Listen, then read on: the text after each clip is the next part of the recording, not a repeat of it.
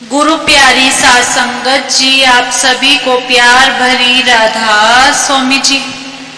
गुरु प्यारी साध संगत जी, एक औरत थी, उसका पति अपने घर संतों महात्माओं को लेकर आता था और अपनी पत्नी से कहता था कि इनके लिए खाना बना दो। वह कहती थी, मैं सारा दिन खाना बनाती रहूं, इतनी गर्मी है, मुझसे अपना खाना नहीं बनता और आप इन लोगों को लेकर आ जाते हो। वह खाना नहीं बनाता था। फिर क्या हुआ, सुनिए इस प्यारी सी साखी में। अगर साखी अच्छी लगे तो चैनल को सब्सक्राइब करना मत भूले जी। एक बार ऐसे ही एक लड़का गली में आवाज लगा रहा था कि कोई मुझे नौकर रख लो, मुझे कोई नौकर रख लो। एक औरत ने जब यह आवाज सुनी तो वह बाहर आ गई और उस बालक से पूछने लगी, बेटा क्या काम कर सकते हो? तो वह बालक बोला, माँ जी मैं सारा काम कर सकता हूँ, रसोई में खाना बनाना, कपड़े धोना, साफ सफाई करना, बर्तन धोना, सब काम।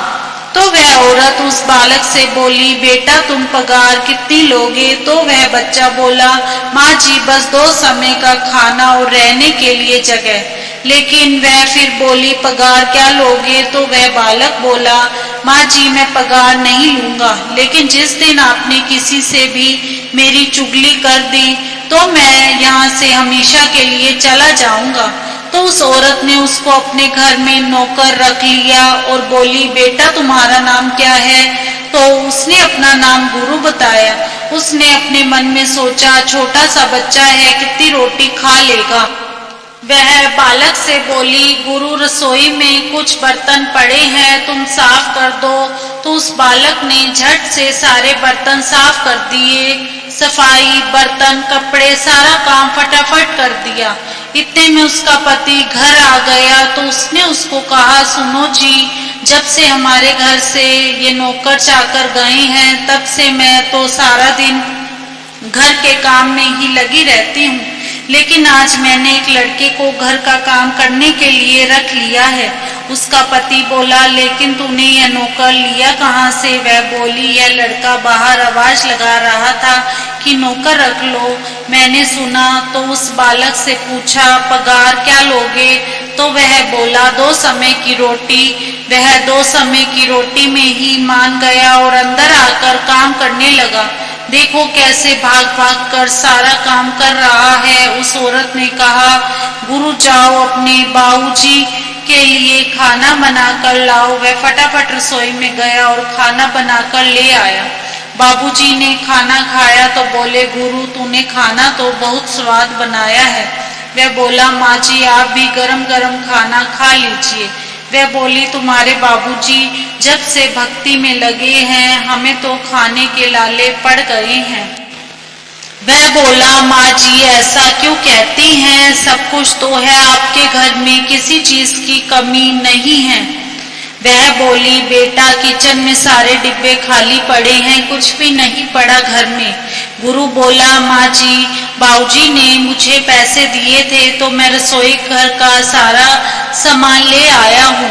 बाबूजी भी उसकी तरफ देखने लगे कि मैंने तो उसे एक पैसा भी नहीं दिया। वह बोला, जब मैं इनसे पैसे मांगती हूँ तो वह मुझे पैसे नहीं देते। सेठानी ने बालक से पूछा, बेटा तू इतना काम कैसे कर लेता है और तेरी माँ कैसी है? तब वह बालक प्यार से बोला, मेरी माँ तो बिल्कुल आपके जैसी है, ममता की मूरत है। वह बोली, बेटा अब तुझे अपनी माँ की याद नहीं आती? तो वह बोला, अब आप मेरी माँ है ना, क्या मैं आपके पैर दबा दूं? थोड़ी देर बालक ने उसके पैर दबाए, फिर वह बोली, बेटा तुम अब जाकर सो जाओ। वह बोला, जो आज्ञा माता जी, शुभ रात्रि।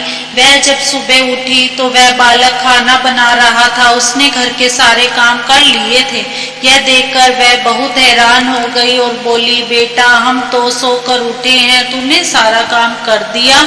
बेटा मैं आज तुम्हें अपने हाथों से खाना बनाकर खिलाऊं।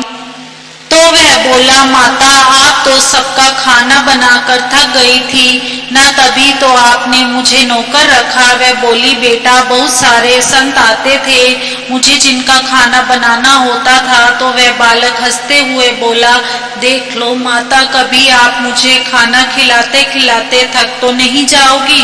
वह बोली, नहीं बेटा, मैं नहीं थकूंगी। तू भी मेरे साथ कैसे मजाक करता है, आजा तू मेरे पास बैठ, मैं तेरे लिए अभी गरम गरम रोटी बनाऊंगी और तुम खाते जाना। वह बालक बोला, जैसे आपकी मर्जी माता, आपका आदेश मानना ही तो मेरा काम है, जैसे आप कहेंगी मैं वैसे ही करूंगा, मैं तो आपका नौकर हूँ। और वह रोटियां बनाने लगी और वह बालक खाने लगा। वह बोला, माता आप खाना तो बहुत अच्छा बनाती हो और रोटी तो बहुत नरम नरम बनाती है। वह रोटियां बनाती गई और वह गुरु रूप बालक खाना खाता गया। वह बोली, तुमने बहुत रोटी खा ली। वह बोला, माँ अभी तो मुझे और खानी है। उसने कहा, आटा खत्म हो गया है। तो वह बोला, आटा और बना लो, तब तक मैं बैठ जाता हूँ। उस आटे की रोटी बनाने के बाद घर में आटा भी खत्म हो गया। वह बोला, माँ आपके हाथ का खाना बहुत स्वाद है, आपकी रोटी भी बहुत स्वाद है, तब तक मैं इंतजार करता हूँ। उसने और आटा बनाया, उसकी सारी रोटियां भी वह बालक खा गया। वह बोली, अब तो घर में आटा भी खत्म हो गया है। वह बालक बोला, माता मुझे तो अभी और भूख लगी है। वह बोली, मैं पड़ोस में से आटा लेकर आती हूँ। वह पड़ोस में गई और पड़ोसन से बोली, नौकर को खाना खिलाने बैठी थी, घर का सारा आटा खत्म हो गया। वह पड़ोसन बोली, वह दुबला पतला सा बच्चा इतनी रोटी खा लेगा, तुझे आटा चाहिए तो ले जाओ। उसने उसे आटा दे दिया। वह बोली, आज तो उसका पेट मुझे भरना ही पड़ेगा, लेकिन आगे से मैं उसे कभी भी खाना खाने के लिए नहीं बुलाऊंगी। जब वह घर आई तो उसने उस बालक को चारों तरफ देखा, लेकिन वह घर पर कहीं भी नजर नहीं आया। उसने अपने पति को बुलाया और उससे पूछा कि क्या आपने गुरु को कहीं देखा है। तो वह बोला, नहीं मैंने तो नहीं देखा, तुमने ही उसे कहीं पर किसी काम के लिए भेजा होगा। वह बोली, वह यहाँ से चला गया है। उसका पति बोला, ऐसे क्या बात हुई, तो गुरु चला गया। वह बोली, मैंने पड़ोसन के सामने यह कह दिया था कि वह कितना खाना खाता है, मेरा गुरु मुझे ला दो। वह बोला, उसका कोई अता पता है क्या तुम्हारे पास? जब से वह घर में आया था तो घर में कितनी शांति थी। वह भगवान के सामने विनती करने लगी कि भगवान मेरा गुरु कहाँ पर चला गया, भगवान हम गरीबों की विनती स्वीकार करो। गुरु कोई और नहीं, स्वयं भगवान थे। उसने भगवान की फोटो में उसे देखा। वह हमारे घर पुत्र बनकर आए और हमारी सेवा की। ना तुमने उसे पहचाना और ना हमने उसे पहचाना। भगवान मुझ अभागन को एक बार दर्शन दे दो। वह बोली, गुरु ने मुझे कहा था माता मुझे अपना पुत्र बनाकर रखना। मैंने उसकी चुगली पड़ोस में कर दी और वह मुझसे नाराज होकर चला गया। भगवान मैं आपकी महिमा को जान गई और आगे से मैं आपके घर में हर रोज सेवा करूंगी। सेवा करते हुए कभी नहीं घबराऊंगी। आप इतने दिनों तक हमारे साथ थे, हमारी इतनी सेवा की, पर मैं आपको पहचान ना पाई। भगवान संत पुरुषों के रूप में कभी भी आ सकते हैं, उनका आदर करें। इसी के साथ इजाजत चाहते हैं, कल मिलेंगे एक नई साखी के साथ। तब तक के लिए राधा स्वामी जी। अगर साखी अच्छी लगी हो तो कमेंट बॉक्स में राधा स्वामी अवश्य लिखे जी। राधा स्वामी जी।